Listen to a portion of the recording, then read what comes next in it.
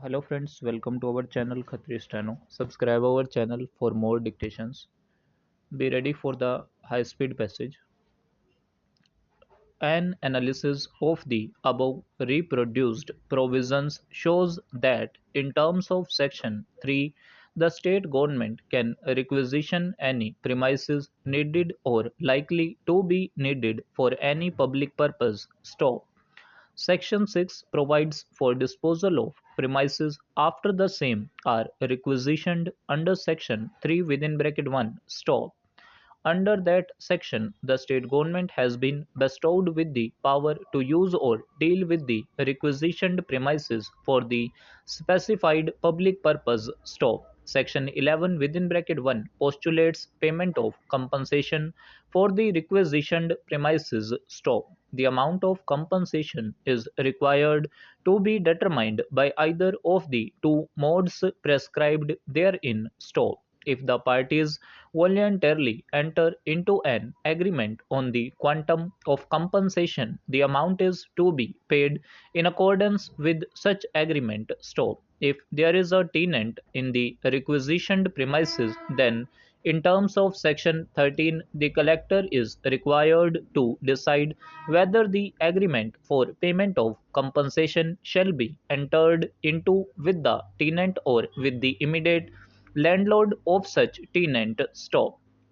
In case the parties cannot agree on the quantum of compensation, the state government is required to appoint a district judge or an additional district judge as an arbitrator and notify the same in the official gazette. Stop.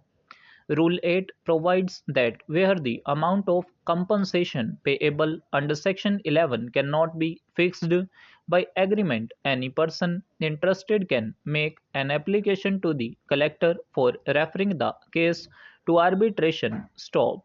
Thereupon, the collector is obliged to refer the case to the arbitrator and give an intimation to the person or persons interested and the state government. Stop. Where no such application is made within a reasonable time, the collector can show more to refer the case to the arbitrator and give the required intimation. Stop stanza. In terms of clause within bracket C of section 11 within bracket 1, the state government is empowered to nominate a person having expert knowledge about the nature of the premises requisitioned to assist the arbitrator. Stop. In that event, a corresponding right is available to the person to be compensated to nominate an assessor. Stop. At the commencement of the proceedings before the arbitrator, the state government and the person entitled to receive compensation are required to state their respective opinions as to the fair amount of compensation. Stop. Thereafter, the arbitrator has to determine the amount of compensation keeping in view the matters enumerated in clauses A, B, and C of section 12. Stop.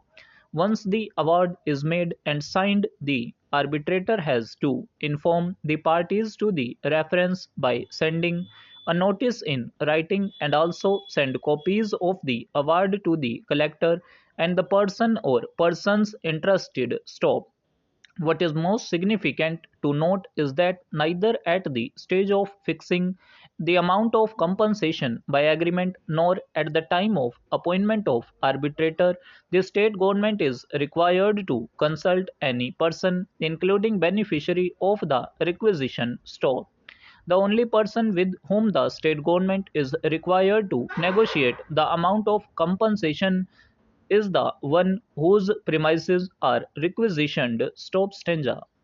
An application for reference of the case to the arbitrator can be made only by a person who was a party to the unsuccessful exercise undertaken for fixing the amount of compensation by agreement. Stop. If the state government nominates a person having expert knowledge as to the nature of the requisitioned premises to assist the arbitrator, a corresponding right is available to the person whose premises are requisitioned to nominate an assessor. Stop. In terms of Section 11 within bracket 1, only the state government and the person to be compensated have the right to state their respective opinions as to the fair amount of compensation. Stop. The person to whom the requisitioned premises are transferred has no role in any one of these matters. Stop. The use of expression "the person to be compensated" in clauses C and D of section 11 within bracket 1 clinches the issue. Stop. A person like the appellant certainly does not fall in the category of the person to be compensated. Stop stanza.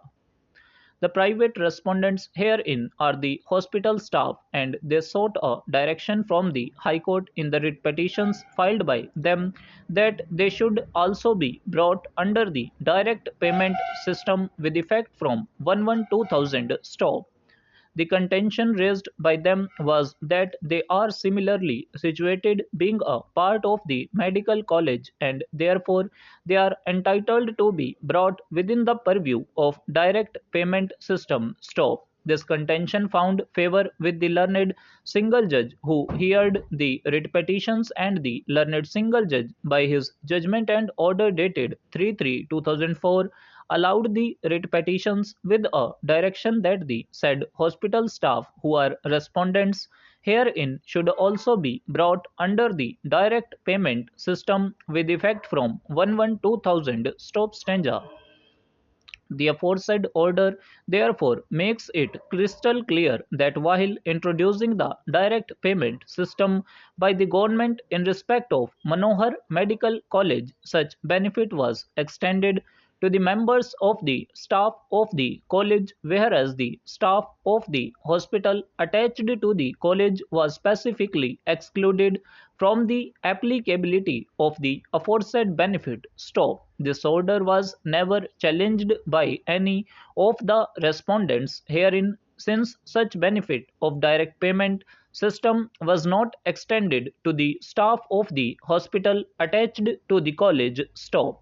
They did not acquire any status, and consequently they acquire no right, being specifically excluded from the benefit thereof. Stop. The decision of the government to exclude the staff of the hospital attached to the college from the purview of the aforesaid orders was made specifically stating that direct payment system is not introduced by the government so far as college hospital is concerned. Stop. The same being a policy decision of the government, and having not been challenged as either arbitrary or discriminatory at any stage by the respondents, thus we are not called upon to scrutinize the legality and validity of the aforesaid decision. Stop stanza.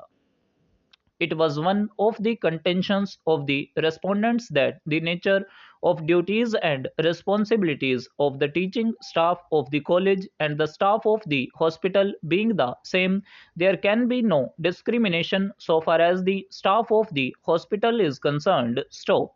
It is true that the teaching staff of the college, as also non-teaching staff, are being given the benefit of direct payment system, but that itself would not entitle or make the staff of the hospital eligible to claim the said benefit. Stop. Our attention could not be drawn to the fact that there is any assessment by any authority with regard to the nature of duties and responsibilities discharged by the teaching and non-teaching staff of the college vis-a-vis the staff of the hospital. Stop. Without going into the technicalities, it could also be said that nature of duties and responsibilities in the college would be distinctly different and separate from that of the duties and responsibilities of the staff in the hospital attached to the college. Stop. Stanza. We have heard the learned counsel appearing for the parties in respect of all the contentions raised before us. Stop. There is no dispute with regard to the fact that Padier Medical College is a private medical college. Stop.